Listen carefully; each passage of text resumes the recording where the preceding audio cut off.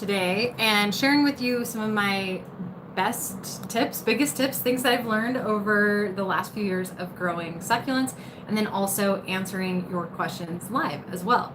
So one of the reasons for going live today is we just passed 100,000 subscribers on YouTube, which is crazy. I started publishing videos probably about 3 years ago. I've been blogging about succulents for about 8 or 9 years, and it's been so fun. So today I'm just going to share with you some of the things that really stand out to me as things that have made a big difference in my succulent growing experience, and then also things that I have seen that have helped other people with their succulent growing as well.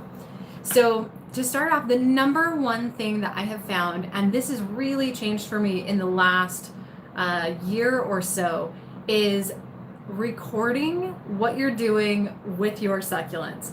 Now, I'm not normally I like to be organized, but I would say in practice, and my husband and kids can tell you, I'm not especially organized, but I like to be, and I like to have that organization. And so up until last year, I had never really documented anything very strategically about my succulents. I was just taking care of them and like, oh, I think I watered this one a few days ago. I think I watered this one, like a couple weeks ago or whatever it may be.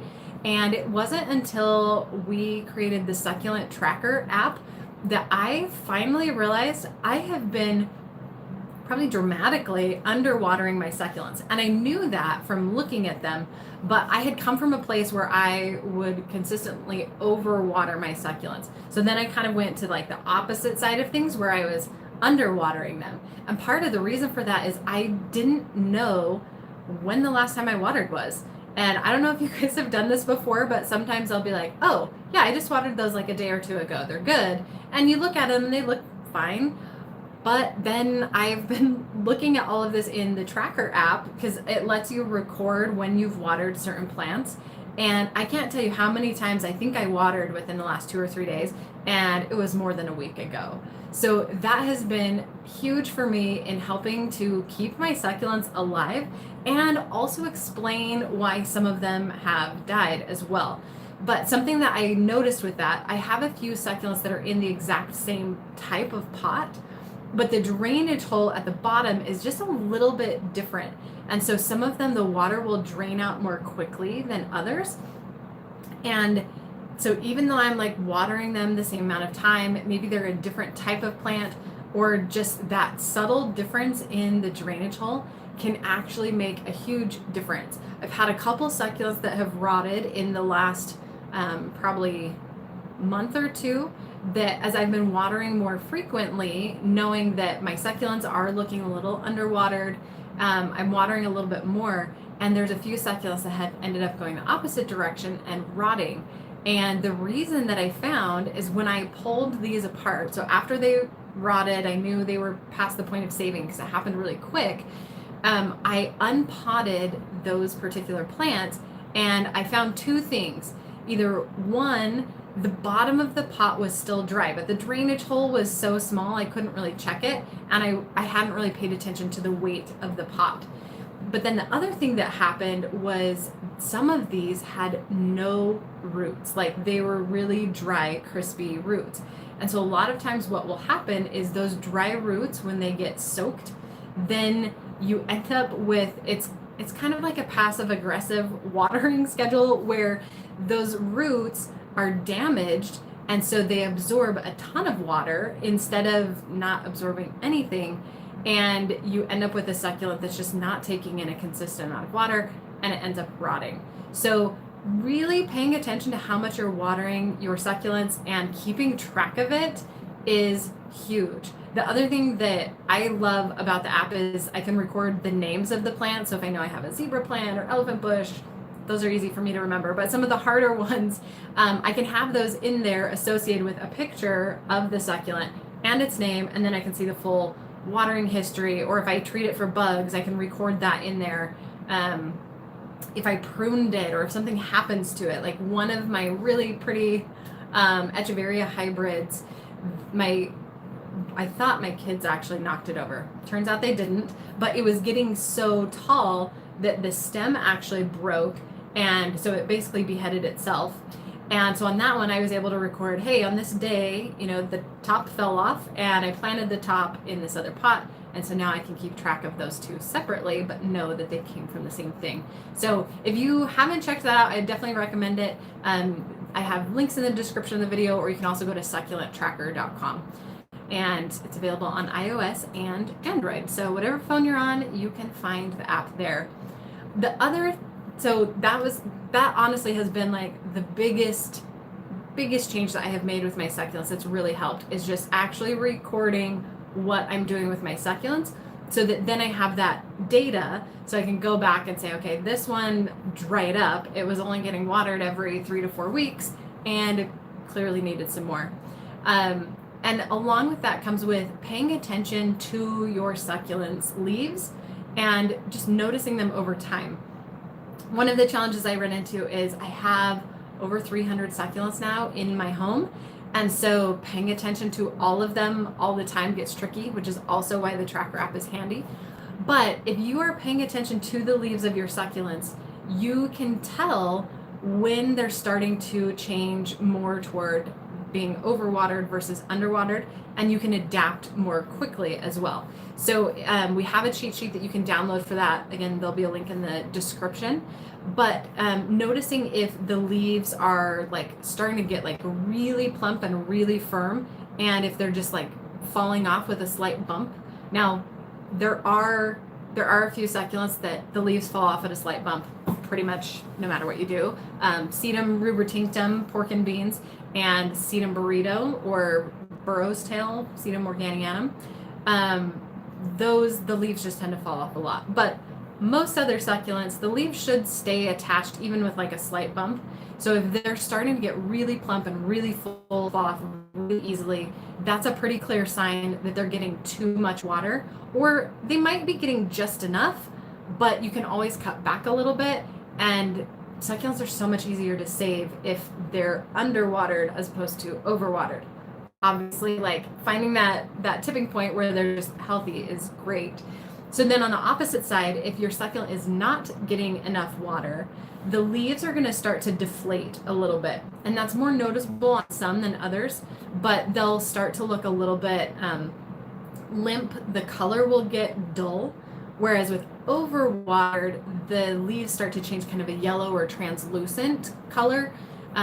Underwatered, they tend to like lose their vibrancy. They don't have as much sheen. And then they start to collapse. They get really soft. Technically, they get soft when they're overwatered, but by soft, I mean like you could bend the leaves in half, or you can squeeze them and they're gonna kind of fold in. That's a pretty good sign that they are not getting enough water. And that's actually where I like to have my succulents, is right on that tipping point where like there's a little bit of give in the leaves if you're kind of squeezing them, but they're not like completely collapsing when you squeeze them together. That to me seems to be the sweet spot where I can keep them alive really well. They still continue to grow, but then I don't end up with problems with rotting for the most part. There are just some succulents that you might find don't get along with you. I have a number of them. String of pearls used to be one of those for me. Now, at least the ones I have in the setup I have, they're actually, they're doing really well. They're on the underwatered side, which was a big shift for me. Another one that does not like me though is Portulacaria Aphra Varagata. I love the regular green elephant bush. It's great, but the variegated variety seems to like a lot more water than I generally give my succulents inside. So that one seems to dry up really quickly. Black Knight has been one that even, I swear, I don't even have to water it and it rots. That one's always been a tricky one for me. There's another one that just met its demise just barely, and I can't remember what it is. But so there's a few that you might just find they just don't work for where you live, what you're watering, like how you like to water, or just the environment that you're growing them in. One of the great things about growing succulents indoors is that you can control that environment more than you can outside. If you watch my most recent video on why I hate growing succulents outdoors, you'll understand that a little bit better. But that brings me to my next point. One of the biggest lessons I have learned with succulents is you can, to an extent, force a succulent to live anywhere you live, like in almost any climate. But there are going to be some that will do better for you than others.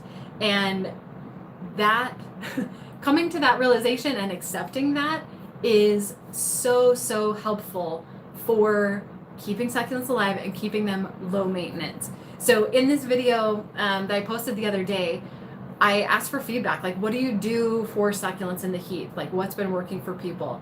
And the responses were great and really helpful, but that's when I realized, I'm like, that's too much work for me. I don't want to put that much effort into succulents. For me, the reason I grow succulents is, one, because they look beautiful, but two, because they're low maintenance. So some of the suggestions for like growing them out in the heat was like running a fan on them or running misters on them.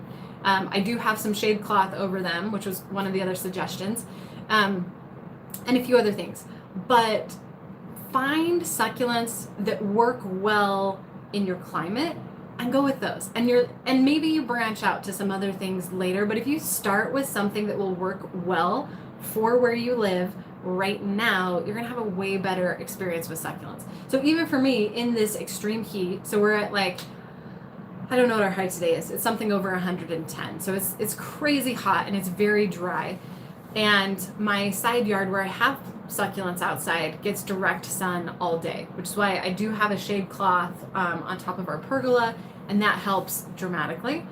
But even still, some succulents in the shade just don't like that much heat. Some that do like the heat are mangaves. They're my new favorite because everyone wants like heat-loving succulents that aren't cacti. And I don't mind cacti, but it is nice to have some variety. So mangaves have been phenomenal for me, both potted and I've planted a few in the ground.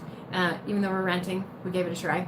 So the mangaves just seem to handle the heat and the sun really well. That green elephant bush, the traditional elephant bush, grows really well here. And with all of these, you do have to make sure they're established and that they've acclimated to the heat. You don't want to just plant a succulent outside in full sun in 110-degree weather. One, you might get a little hot and burned out, but your succulent will too. So you do want to like plant them more in the spring. So elephant bush, mangaves, sticks on fire, which I know is kind of a tricky one because it does have a poisonous sap in it that can really irritate your skin. Definitely don't want to get it on your eyes or your mouth or anything like that. But sticks on fire does do really well. Some aloes will do well, others not so much. Like I've seen aloe vera actually planted out in landscaping here, but it's always like a really brown color. It doesn't look super healthy. Aloe blue elf is used a lot. The other thing though that has worked well is a lot of agaves will do well here. And then of course you have like your cactus, which for the most part do well. Again, everything should be established before they get that heat.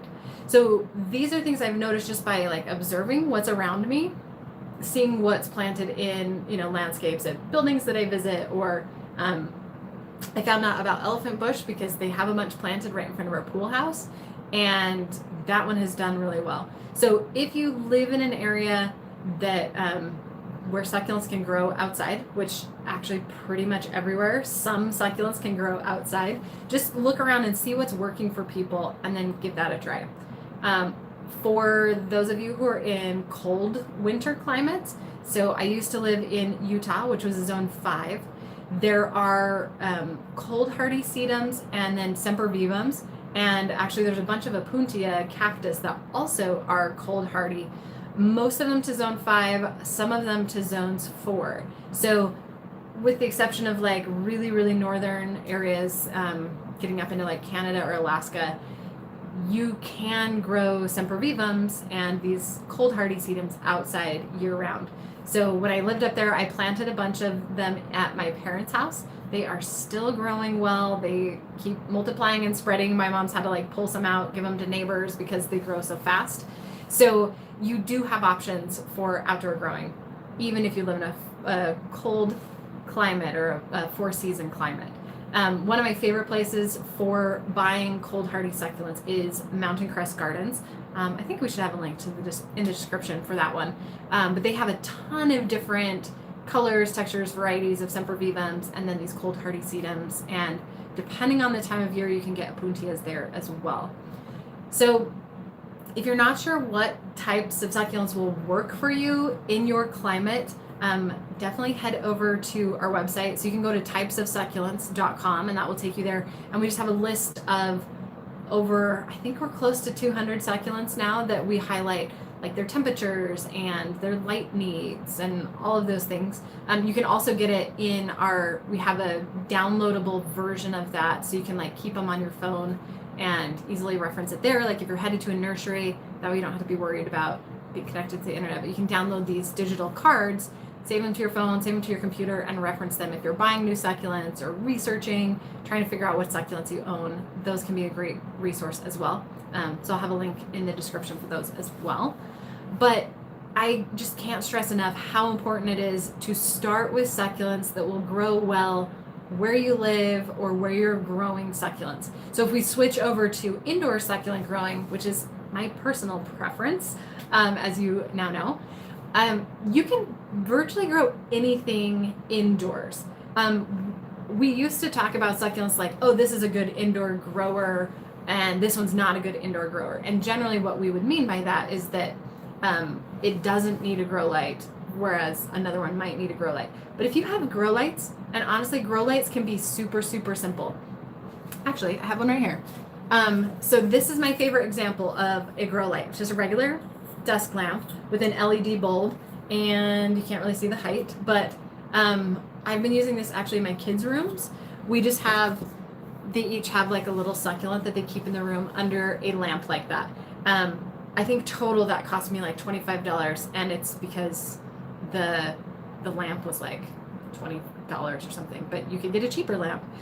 Super cheap, really easy, and I have a video all about like choosing a grow light. We have kind of an overview on the YouTube channel, and we also have one in our Successfully Growing Succulents course.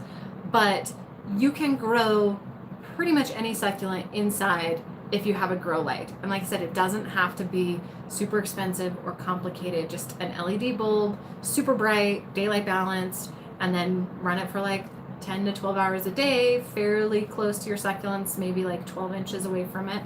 So that to me is why I love growing indoor succulents, is because you can control the environment and you can help pretty much any succulent grow there. And then the great thing is with that, you can start with, like if you don't want to go the grow light route, you can start with Gasterias or Haworthiopsis. So zebra plant is one of the most common succulents that does well indoors with very little light. Even if you have a really bright window, you'll probably start to find that succulents that are more colorful, like your Echeverias or your Grapto varieties, these will tend to need more light inside to prevent them from stretching. So I would recommend, if you're not going to get grow lights, start with Gasterias, Haworthiopsis. I don't even know if I'm saying this one right. Sansevierias, the snake plants. Christmas cactus does pretty well inside without a lot of extra light. So like if you're at a desk and you don't want a lamp there or something, you can grab one of those. And then you can start branching out into other ones that need grow lights if you want to add that in. But you can keep pretty much any succulent alive indoors with a little grow light. The other thing though to keep in mind is the water needs of succulents. So if you're coming from traditional house plants, which tend to be watered fairly frequently, you're probably going to want to start with a succulent that can handle more frequent watering. Elephant bush is a great one for this. If you've been here from the beginning, you'll remember I talked about the variegated elephant bush does not like me because I don't water frequently enough for it. But that one tends to like a little bit more water. So if you tend to be an overwaterer, go with a variegated elephant bush. If you tend to be someone who like totally neglects your plants and you never remember when to water, one, you should get the tracker app so it'll remind you when to water. But also look for ones that don't like to be watered frequently. So a really thick-leaved succulent, Echeverias don't like water very often, so those can be a really great option. A lot of the Grapto varieties, again, don't need water as frequently.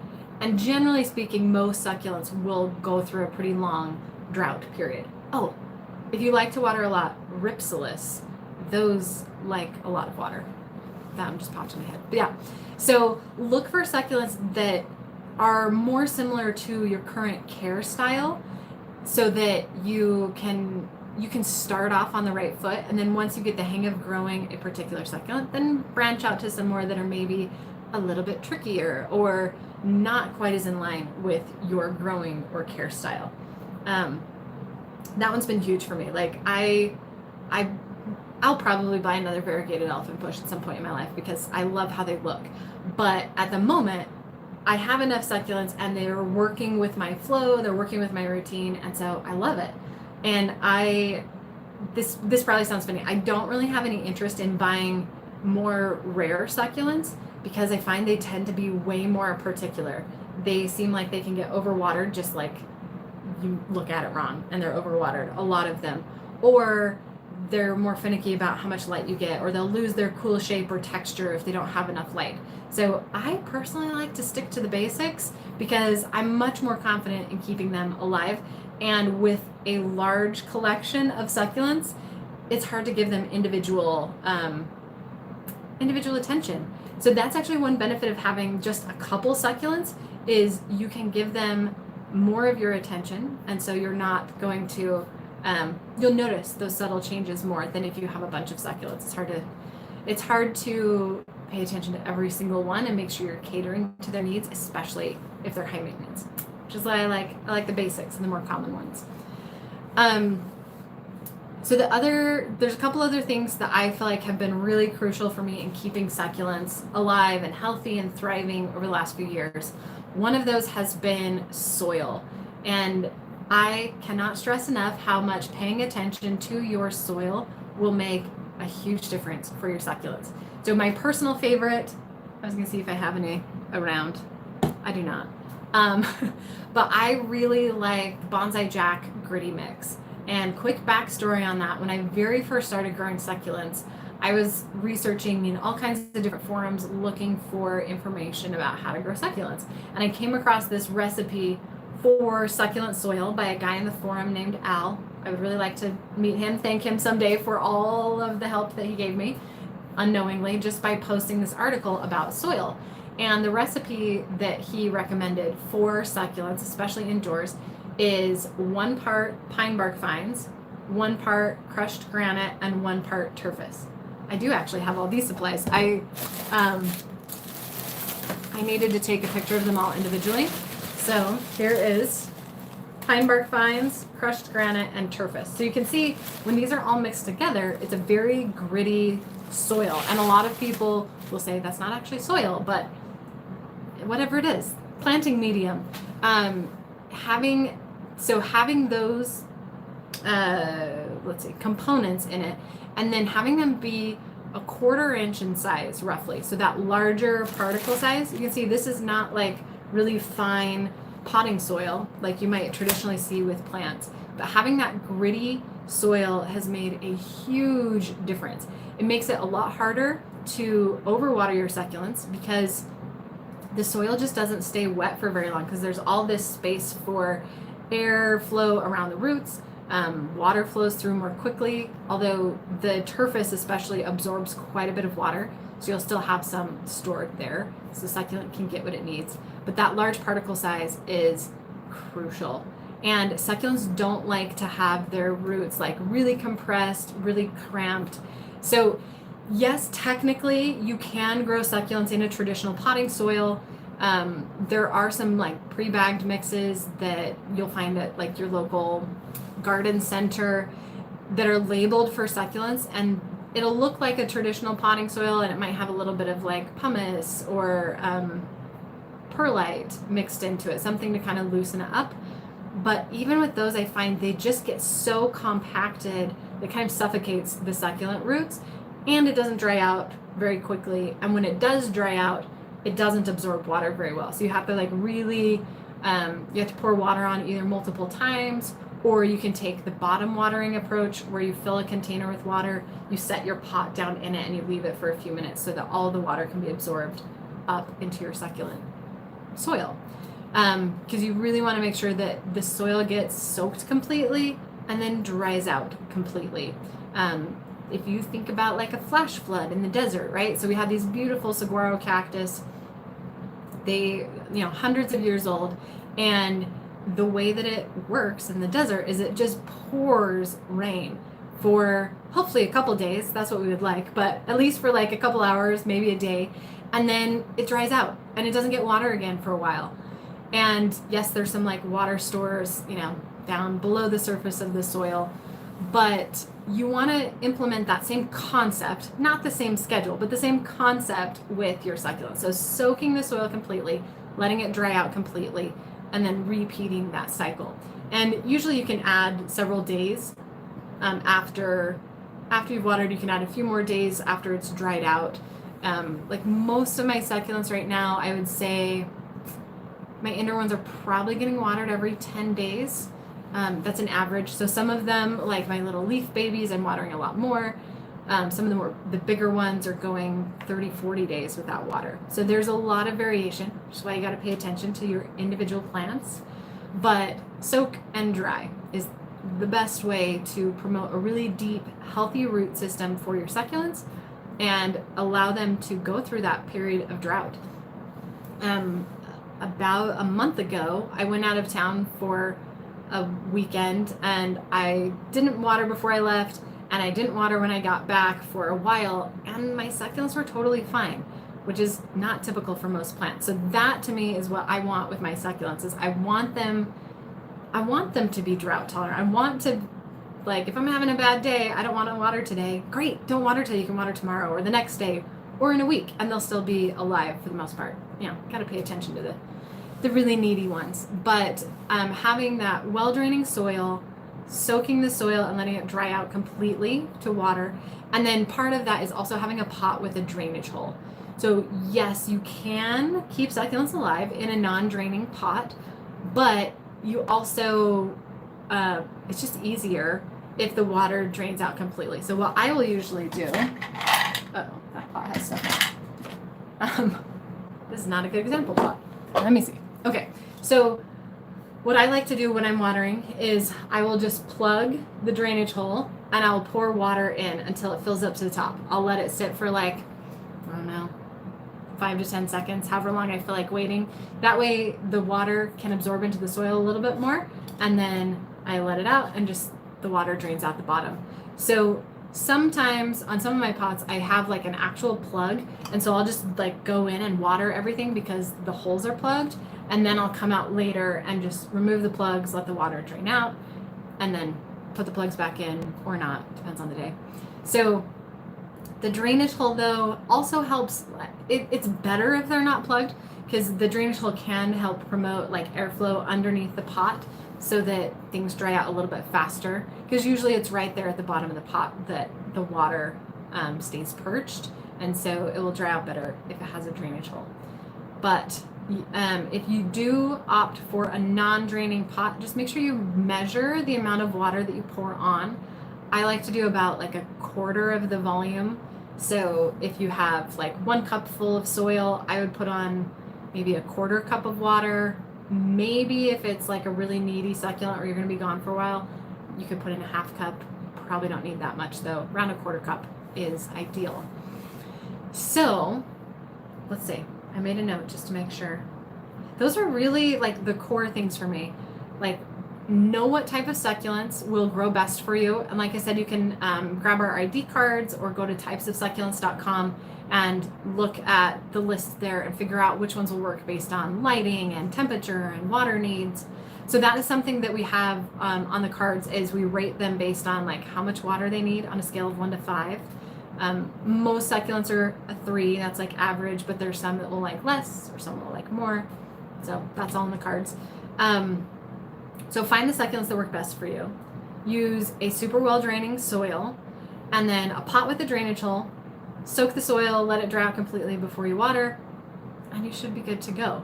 And then just paying attention to the signs that your succulents are giving you of whether or not they need more or less water. And if you're not sure what that looks like, I have a cheat sheet linked in the description below that you can take a look at, and it'll show you some examples of overwatered and underwatered succulents, and also some ways to figure out if your pot is actually dry all the way through. Because remember I mentioned like I can't really feel in here to see if the soil is actually dried out. So I have some tips for that as well in that free cheat sheet. So with that, let's go to answer some of your questions. I'm gonna see if I can pull them up on my computer here. Maybe.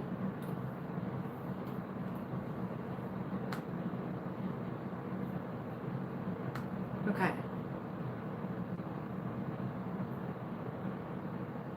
It's gonna take a minute. Oh, and grow lights. That's the other thing. I seriously love grow lights. I know I'll answer this while I'm thinking about it. I saw a question in there like, what is a grow light? And one of my favorite things to teach people is a grow light, at least for succulents. This only goes for succulents. I don't know about any other plants in this regard. But for succulents, a grow light is just a regular bulb. It's a regular light bulb, not incandescent, though those are hard to find these days. But an LED or fluorescent bulb, either of those will work. Get one that's super bright and daylight balanced. So like a more white color as opposed to the more like warm yellow color. LED, fluorescent, bright white. And then just put it like 12 to 18 inches above your succulent and run it for 10 to 12 hours a day, depending on how much light your succulent needs. So like a zebra plant doesn't need very much light. So those, I either have the light further away from the plant or I just don't run the light as long. Either of those options will work. Or you could get a less bright bulb. So a couple different ways that you can modify that. But yeah, so a grow light, I do call them grow lights because a lot of times people won't know necessarily what I'm recommending otherwise, but it's really just an LED or fluorescent bulb that you put over your succulents to give them more light, generally inside, but I guess you could do that outside too. Okay, so I'm going to go through, I'm going to try and be fast. You guys may have noticed this. I'm not always like super short and concise, but I want to get to as many questions as we can and answer your question, but hopefully not ramble too long. Okay, so Jenny says that, yeah, Echeveria leaves get soft and pliable when they need water. Oh, she's looking at the leaves instead of the soil. That's awesome, yeah. And that's really where I've gone as well. One of the things that people ask me a lot is like, how often should I water my succulents? And it's such a loaded question. And I would suggest to you, if someone tells you exactly how often to water your succulents, be really, really careful of taking their advice unless it's given in a specific context. So for example, my haworthias that are under grow lights and they're in a well-draining soil in a pot with a drainage hole, they get watered about every 10 days inside. I live in a very dry climate. I don't know what our humidity currently is at, but it's like 10 to 20% most of the time. So for me, that schedule works. And it also works for the size of the pot that I have and for the size of the succulent that I have. There's so many factors that go into watering to where, like Jenny was saying, just paying attention to your succulents is really the best way to figure out if they need water. Of course, you have to know what overwatering or underwatering looks like, but always erring on the side of less water because you can almost always recover an underwatered succulent. Whereas if you overwater a succulent, it's really tricky to keep it alive and bring it back from that brink of overwatering. So I would say if you're new to succulents, maybe start with watering every like 10 to 14 days, maybe. Like I honestly hate giving time frames, but that would be like, especially if you're prone to overwatering or if you've been growing regular house plants, like start with 14 days. And then if you start seeing signs like of problems in the first week or so, then maybe water more. But grab the cheat sheet too if you're not sure what it looks like with over or underwatered succulents. Okay, so this is a great question. Is it better to keep 3 succulents together or separated, like aesthetics aside? This comes down to personal preference, but I will say if you are new to succulents, I highly recommend potting your succulents individually. The reason for that is, as we've discussed, each type of succulent has slightly different water needs. Each size of succulent has a slightly different water needs. The size of the root ball, there's all these things that go into the fact, like there's a bunch of factors that affect how often you water.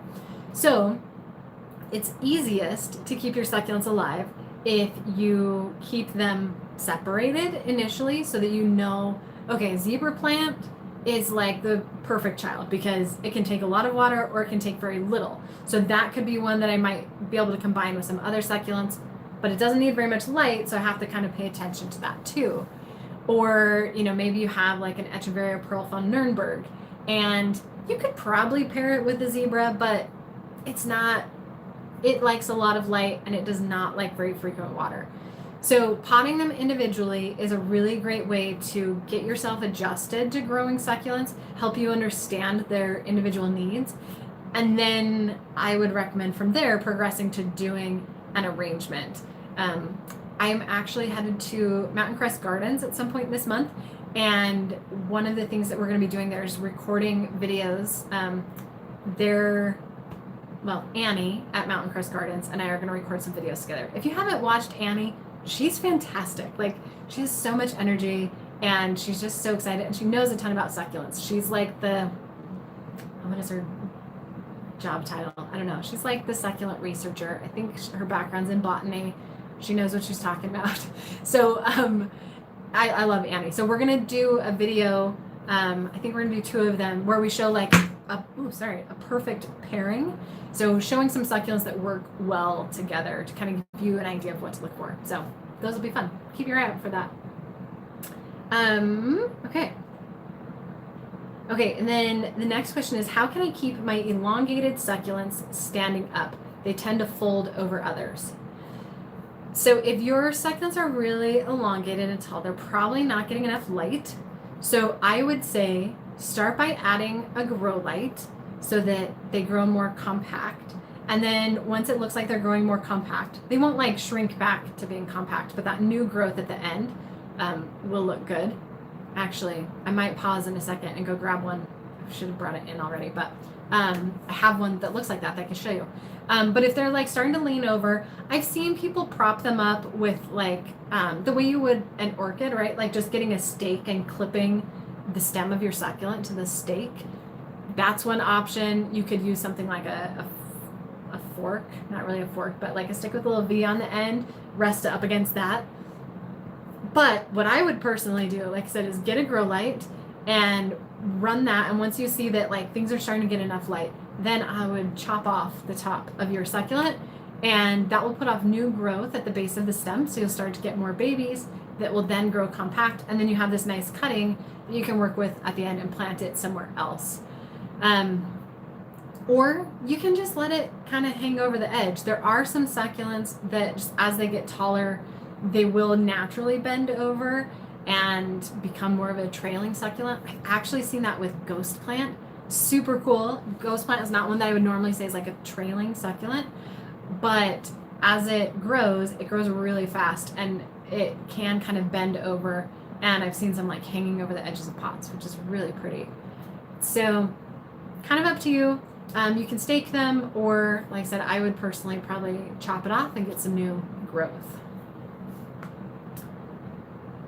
Okay, next question. I wanted to know how to care for lithops that are potted together but in different stages of the growth cycle. I'm just going to go ahead right now and say that lithops are also one of those plants that do not do well for me, which is a bit ironic because I tend to overwater succulents, plants in general. Lithops are really, really particular about how much water they get. And generally, even inside, you'll find that you only want to water them like 2 to 3 times a year. So if they're in different stages of the growth cycle, you could spot water. So if we have this little pot and then one of them's here, one of them's here, you could just take a little squeeze bottle. Oh, Bambi goes by me. Nope. But anyway, take a little squeeze bottle and just squirt water like right on one succulent or one of the lithops that needs a little bit more water. I would just say don't water. That's like almost always my advice with lithops. If in doubt, don't water unless they are like, see, even this is tricky, unless they're like very super wrinkled, but they also start to really wrinkle and shrivel up when they're going to sprout a new center.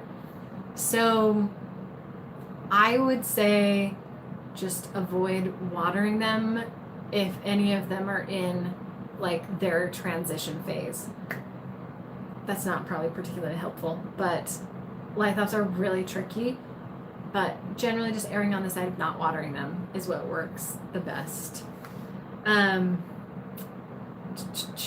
Okay. So next question. I'm going back to school in August. My balcony only gets direct sunlight in the morning. Do you think I should look into moving my collection inside and using lights? That's what I would do.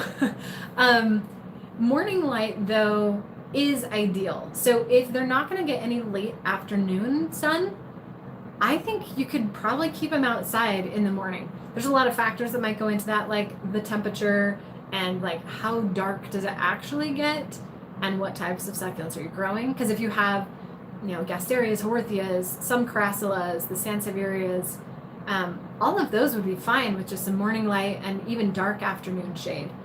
But if it's really bright in the afternoon but not direct sunlight, Echeverias could do well there. So I think it's kind of up to you. I'm incredibly biased towards indoor succulent growing with grow lights. So that'd be my preference, again, because you have more control over it.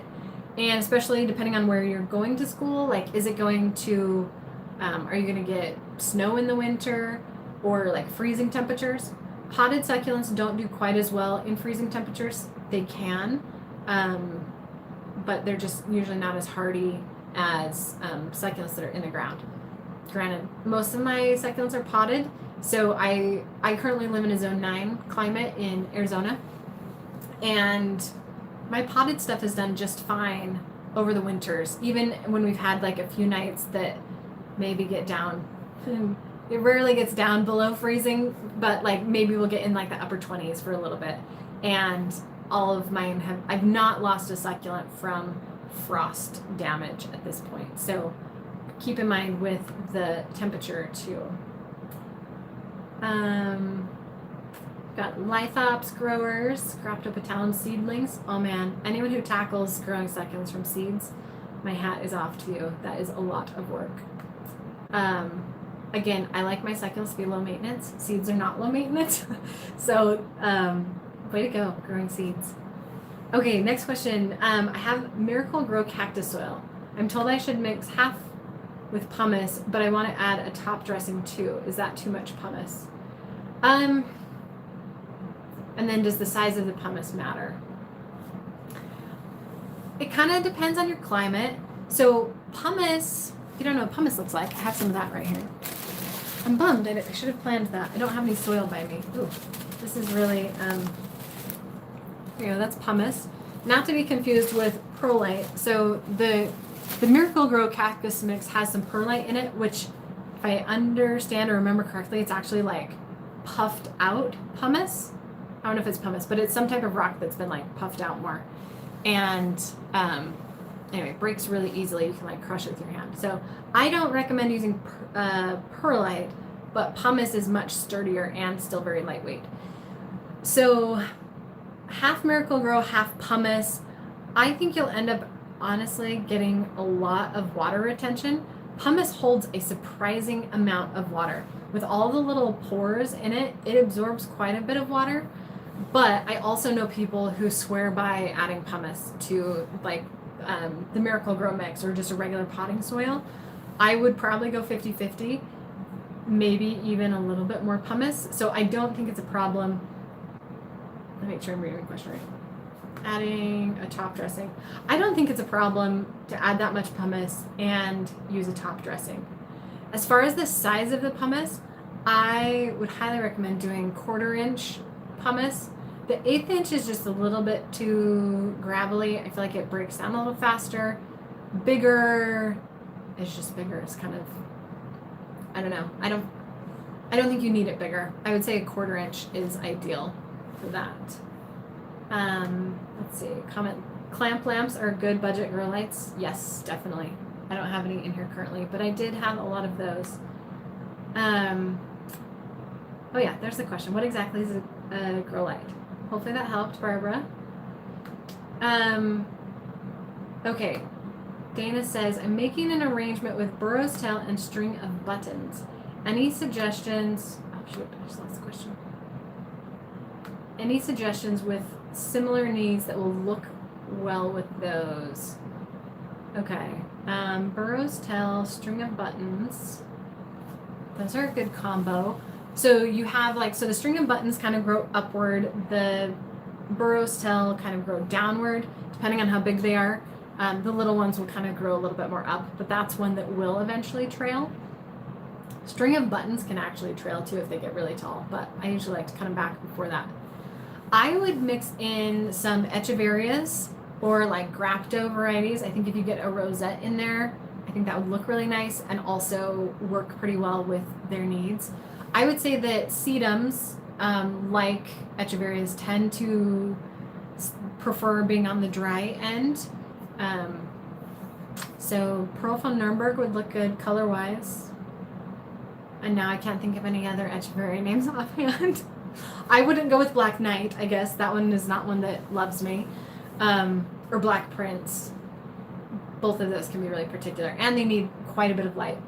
String of buttons can handle a little bit lower light, but it will start to get stretched out. It won't be as nice and compact with those like little stacked leaves. But yeah, Grapto varieties. I'm really partial to Graptoveria Fred Ives. It's an amazing propagator. Has a really pretty pink color.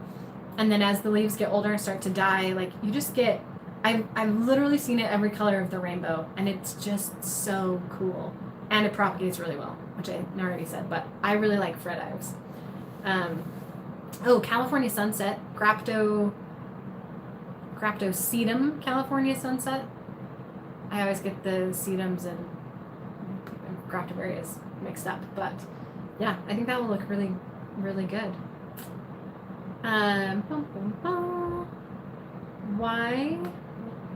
Why do my new plants reabsorb so many leaves but not put out new ones? I've lost probably 20 leaves on my Echeveria Polydonus. Okay, so let me make sure I'm... Okay, yep. So Echeveria Polydonus is, it's kind of a gray-green succulent. It has pink edges around it. It's really pretty. Well, I think all succulents are pretty. So I have found that it's one of the succulents. Of course, I'm going to say this and someone's is going to rot. But in my experience, Echeveria Polydonus tends to like a little bit more water than some other Echeverias. Pearl von Nuremberg is one that can kind of go either way. But Polydonus, I have found it to be a little bit more of a water hog, especially when it is small. So I have a 2-inch one right now that I experienced something very similar with the new like leaves dying after it was newly purchased, and I started watering more frequently and it started to do better. Now that it's really plumped up, I'm slowly cutting back on the watering frequency so that it doesn't get overwatered. So, but this is actually really common with just new succulent purchases in general, especially if you're ordering online. Buying locally, I would not say this is generally the case, but if you're buying online, a good succulent seller will ship the succulents to you with dry soil. Every once in a while, they might ship them with wet, and that's just really not ideal, and I know most good sellers will avoid that.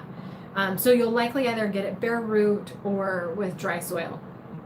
In which case, your succulent's going to be really stressed from traveling to you in, being shipped, potentially in heat, potentially in cold, and no light. So it's going to be pretty stressed out. And it's very common for them to be underwatered for that reason. So if you see a succulent that's shedding a bunch of leaves and they're shriveling up and like drying up, in that case, I would recommend watering more frequently. So one of the things that I will frequently do with newly purchased succulents, I'll watch them for like a day or two. Sometimes the seller will tell you to like water as soon as you get them. I like to set them out in a very shady, not direct sun area, or in my case, inside next to the grow lights, but not under them. And I just watch them for a day or two and see what they look like. Most of the time you can tell pretty quick, like, oh, these are like, the leaves are limp, they're looking deflated, they need water. And then at that point, I will frequently water with what I call like the 2-3-4 method. So I will water it every 2 to 3 days for about a week, and then I'll water every 4 days, and then every 5 days, and every 6 days. And that helps it plump up. But as you gradually decrease the watering frequency, then you're preventing it from being as likely to rot down the road. You're helping it acclimate to a longer period of drought. So you can do this with any severely underwatered succulent, but just watering it every couple days and then letting it plump up and then moving on. If the leaves are already plump and it's shedding a bunch of leaves, you can still water it a little bit more than you have been. Just be really careful. I wouldn't water it quite that frequently. Like maybe, let's say your leaves are really plump, but you find that the lower leaves are shedding pretty quickly. Aeoniums do this all the time. They're not all the time, but they do it when they're transitioning from like dormancy, when they transition into dormancy. But generally in that case, it's not getting quite enough water, and so it's pulling all the water from those leaves to keep it alive, to keep it growing. So if you were watering it every 10 days, maybe water it every 7 days for about a month. You don't want to make any like drastic changes usually, unless you see something drastically wrong with it, like being severely underwatered, or severely overwatered. You just want to stop watering it completely. But if you're just noticing like a slight change, don't make a sudden change to your watering schedule or to its environment. Just make really gradual changes and watch for those subtle signs that it's starting to improve, like growing more. I also find if you're not convinced that a succulent is growing, take a picture of it. So I've done this with several succulents. Now I do it in the Succulent Tracker app because you can have multiple photos per succulent, and then you can see them like back to back. That way you don't have to remember when you photographed it. I don't have a good memory in that way. So I'll just take a picture of it, and then I'll come back and check on it in like 2 weeks and take a picture again and look at them side by side. And almost always you can see like some new growth in there. If you're not seeing new growth, you still see that the leaves are shedding, start slightly increasing the watering frequency again. But keep an eye out for any of those leaves like turning translucent or yellow and starting to fall off, because then you've hit that point of watering too much. Okay, I've got just a couple more minutes. Oh, yay, Amber loves Bonsai Jack.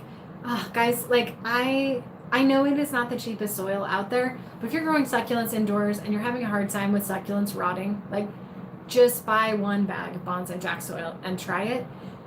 I will say, when I was making my own, oh yeah, I never finished that story. Well, fun fact. After I read this recipe on the forum from Al, I started making my own soil, and I was having a hard time finding anywhere that sold pine bark fines, and that's when I found Bonsai Jack. And I kept referring people to him, and so eventually he's like, hey, I keep getting sales for pine bark fines from you. What if we just mix up this succulent soil that you're making yourself and see how it goes? So Jack and I took the formula from Al, and we've made some modifications to it. Like, actually, you can't find can't find turfus in 1/4-inch particle sizes. Jack is now having that mined and produced. So it is actually in true 1/4-inch particle sizes. We've switched from using the crushed granite to, he has a different material called bonsai block. I actually don't know what it is, but something that he uses. And just making some of those tweaks has actually really helped the soil. So kind of helped create it. It wasn't my recipe or idea, but when I started making that soil on my own, and then it improved even more once I switched to using the actual Bonsai Jack, because it was so much better quality than what I was making myself. So shameless pitch for Bonsai Jack. I have a link to the description in it.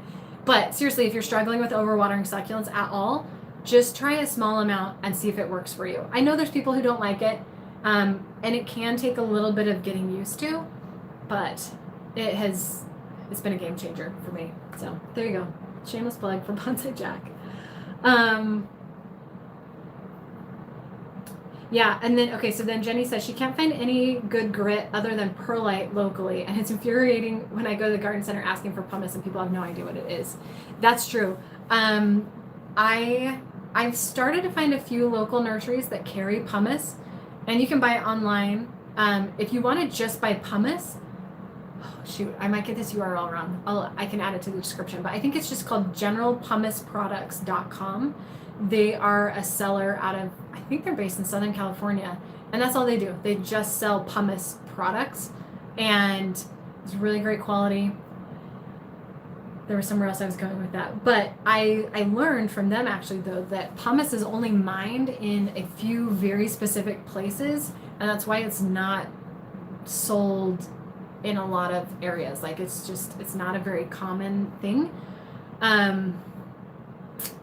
So, okay, but thing I want to comment on. So then Jenny also said the bonsai jack is a bit too pricey and almost everything is out of stock on Amazon, and you might have to go with non-clumping kitty litter. So let me give you some, when I was making the soil on my own, here's how I found the supplies. So the pine bark fines, I didn't really ever find pine bark fines, but what I did find was I went to just a local nursery. So I'm not talking like a Home Depot or Lowe's or Walmart or anything like that, but just a local nursery. Or you could also go to like a landscape supply place that sells bark for landscaping. And a lot of times the bark will be like large sizes, right? Like 1 to 2 inches. But frequently they will sell just like a smaller one. So that's what the fines are, right? Like it's fine particles. And I would check there because usually, especially if you go to a landscape place, you might have to spend like a minimum amount. I know the place just around the corner from me, you have to spend at least $10, which $10 worth of pine bark is a lot. Like it's so much. It's a lot of stuff. But you might even be able to just like go take a bucket and just pay the $10 or whatever it is, or share with some friends locally, or buy another material. But that was where I ended up finding pine bark fines, was just at a local nursery that would sell it for like basically a top dressing. So that's the pine bark fines. You can also use coconut coir. That is you can't usually, I don't know. It's hit or miss to find coconut coir locally. I like it. I use it for a lot of different things. I don't usually mix it in the soil, but you can. A lot of people will use like coconut coir mixed with pumice, but I like it just for propagation and just adding kind of like a layer if I need something that's going to hold a little bit more water. So you could use coconut coir instead of the pine bark fines. You can really use any type of bark fines. But then for your grittier materials, what I recommend using is going to like Home Depot or Lowe's. Walmart might even carry it if they have an auto section. Or you can also go to like AutoZone. And they have a product called Oil Dry. I think that's a brand name. So I'm not sure what a non-brand name for it would be. But it's a product that's used to clean up oil spills. And it is the same type of material as turfus. So it's like a white rock, and you can usually get it in like a big bag or sometimes a bin for like $10, and you get a good amount of it. So that's what I would recommend if you're making it on your own. You can get like 25 pounds of it usually for like $10. Or then with like the crushed granite. So crushed granite, decomposed granite is another word for it. DG. If you go to like a landscaping supply place, a lot of times they will have that. It's pretty commonly used in hot climates. Like I've seen it in Southern California. I've seen it here locally in Arizona, where they'll just use it on top of soil, for like a xeriscaping type thing. So you can find it landscape supply places. Sometimes, I don't know. I've seen it like once at a Lowe's or Home Depot. I don't remember where it was. You can find it there. But you can also use like a pea gravel, and just make sure that it's 1/4 inch particles, not like 1/2 inch or larger. This is 1/4 inch. I know that doesn't really help you that much, but look for like small particles but not fine sand. So you could also use a coarse sand. Again, you're just looking for an inorganic material, a rock material that's roughly 1/4 inch size. And I like hands down the best place that I found to get stuff like this is at like a landscape supply store. It's not really a store, yard, landscape supply yard. The other place that you can find it a lot of times is at an agricultural supply store. When I was in Utah, I was hunting around for like anywhere that I could find some of these materials, and there was a place that I found, it's local, but they actually sold turfus. I couldn't find anywhere that sold turfus under that brand name of turfus. I was using mostly like the oil dry type stuff, but I did find at this ag store, I found turfus, and I also found crushed granite. I believe they had pumice too. So like check at an agriculture supply store. Nationwide chains I can think of, Cal Ranch may have some. They might only be West Coast. I don't know. Cal Ranch, Tractor Supply. What's the one? There's one right by us. I think it's called Tractor Supply. So look for that, like agriculture stores or landscape supply stores. Those are all good places. The non-clumping kitty litter, I'm wishy-washy on. Like if that is all you can find, like go with that. But yeah, I would try and find something different. Like even pea gravel that's a little smaller, I would prefer to the kitty litter. Although the pea gravel doesn't absorb as much water, obviously, as the kitty litter. Okay, let me see. Can you grow aeoniums in cold climates indoors with a grow light? Yes. Aeoniums are one of the few that they can be grown indoors. I've not had a lot of success with them. Part of that is that aeoniums also like a little bit more water than most succulents, so they don't quite get along with me as well, especially inside. They can be drought tolerant, but I find they do like more water than like Echeverias or Crapto varieties. Okay, I saw a question pop up that I want to get to before. Okay, I'm gonna go like lightning fast through some of these. I'm gonna send you to the Succulents and Sunshine website for some of them and just tell you what to search on some of them, maybe. Is it good to add clay balls to help with drainage? No, don't add big rocks or anything to the bottom with drainage. It actually keeps water up by the succulent roots longer. I don't recommend doing that. Definitely don't do it in a pot without a drainage hole. It does not add drainage. It just changes the soil thickness and ends up causing more problems than good.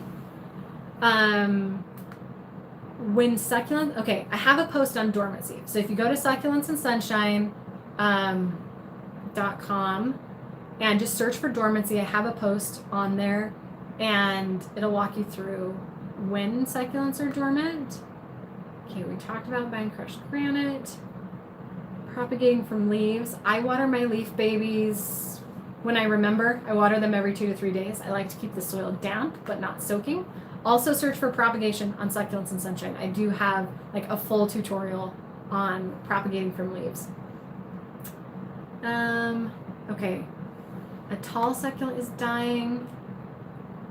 That one. Okay, I also have a post. It's called Help My Succulent is Dying. So if you type dying in the search on Succulents and Sunshine, take a look at that and see if it matches up. I like Amanda's idea there. Like check your established succulents once a week, see if they need water by filling their leaves. If they do, great, water them. If they don't, wait another week. That's perfect.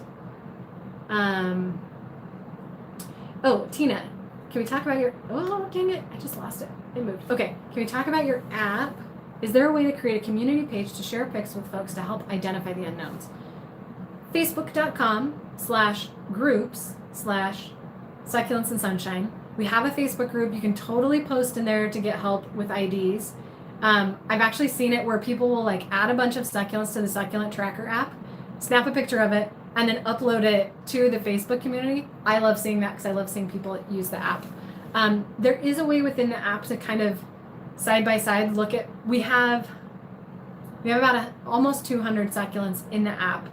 that has a photo. So like if you scroll through the list of names, you might see like zebra plant, and you can match it up with yours and see if it works. A true identification app for succulents does not exist. Like there are some that get you halfway there, but honestly, I'm not sure. I've looked into this a lot. Like it would take some serious AI work to actually get an app that will truly identify succulents accurately. There's a bunch of plant ID apps that you can try. You can try Google Lens. There are a number of things, but I would say the best way is definitely asking people. So yes, Tina, join the Facebook group if you haven't already. There should be a link in the description too for that. I think it's like at the very end of the links. Okay, guys, the rest of these, okay, let me see. Crassula's leaves turning soft and pale.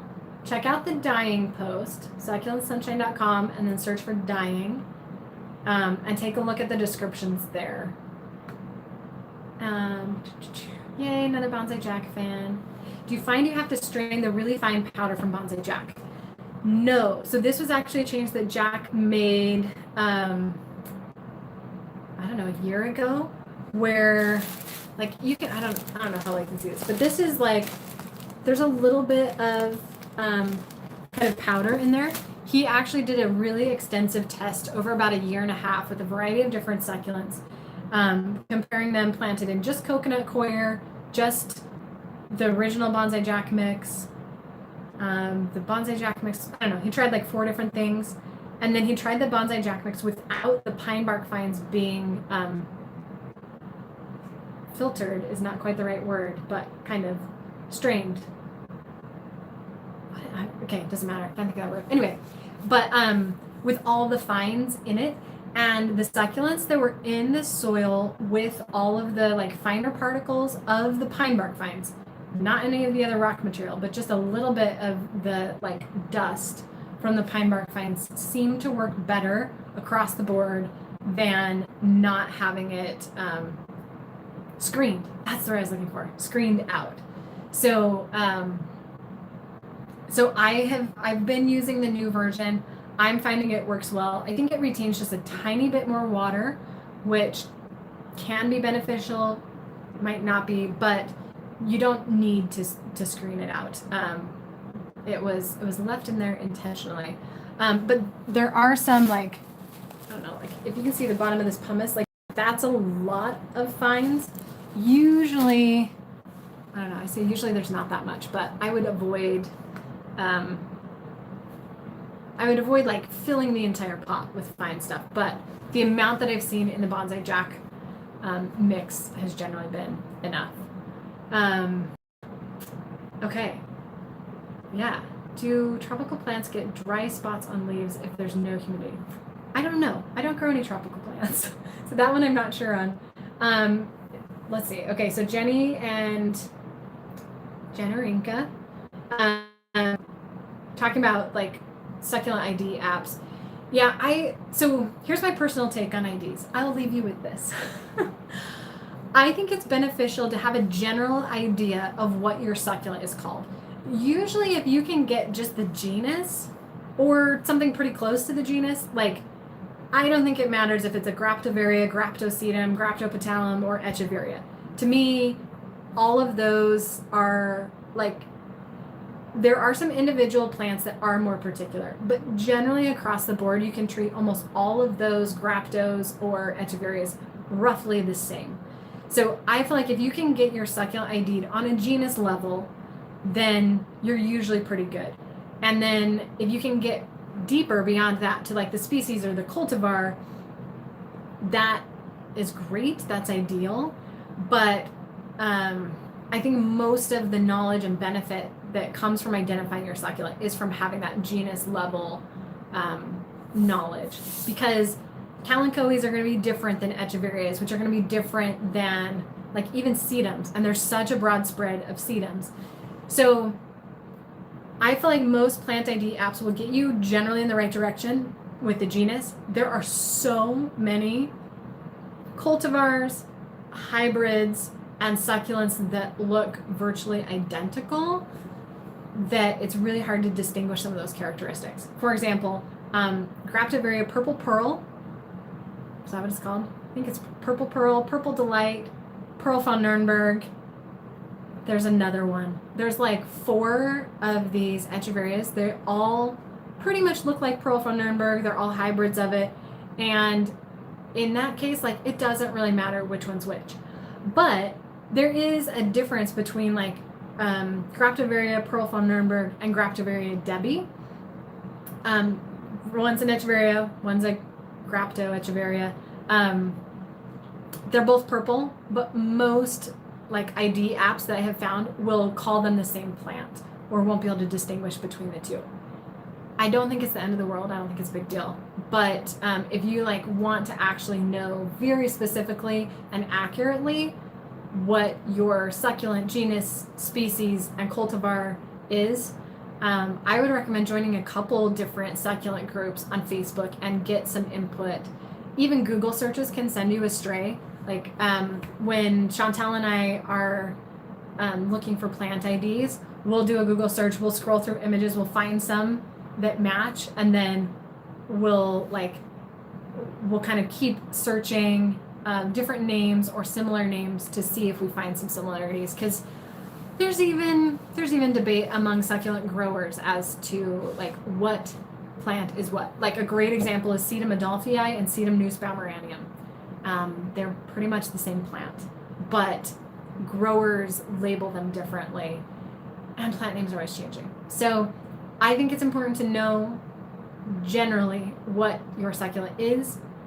I personally don't feel like it's necessary to know like super specifically, but whatever name that you're given, I would always go look it up and see if you find a lot that are similar or like only 1 or 2 that are similar. If there's only 1 or 2 that are similar when you're doing like a search online, I would keep looking for a new name, or just call it good that you have like, these look pretty similar and they're an Echeveria or Grapto something. So yeah, there's my little rant on plant IDs. Also, you might find some succulent names that are synonymous with each other. For example, Senecio serpens is now Curio repens, or something like that. Haworthia fasciata is now Haworthiopsis fasciata, or zebra plant. Common names can get you in trouble too. Zebra plant, if you just do a search for the name zebra plant, it'll actually pull up something that is not a succulent. But if you search zebra plant succulent, then you'll find Haworthiopsis fasciata. So there's just a lot of things that are a little bit tricky in the world of naming, but get close enough and that usually will work. So thank you guys so much for joining me today. Super fun. Well, I was gonna tell you one other thing. I don't remember now. Got a little distracted. But anyway, head over if you want help getting your succulents identified. Definitely check out the link in the description of this video. Like I said, I think it's at the very end, and join the Facebook community. You can also go to typesofsucculents.com and scroll through the succulents that are there and kind of help you recognize some, help you at least get that genus direction going. You can also grab the ID cards or the Succulent Tracker app that they won't actually do the identification for you, but can help you match up succulents to their names and, most importantly, their care information for those particular types of succulents. So thank you guys for watching. If you're not already subscribe. We'll have some new videos coming out down the road. Like I said, I'm headed to Mountain Crest Gardens soon to record some videos with them. And hopefully all the other links that you need are in the description below. And I will see you guys later.